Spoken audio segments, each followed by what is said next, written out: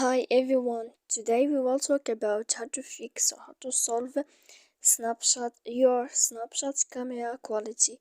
To know how to fix or how to solve your Snapchat camera quality, you should just go to settings like this. You will click. After that, in this page, you will go to apps, default apps, app settings. When you will see this list, you will go down to find the application of Snapchat and you will enter. Then in this page here, you will go to click for stop. When you will end this, you will enter to storage.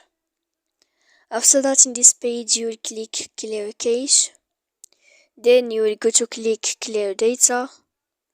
And after all that, you can turn off your Wi-Fi.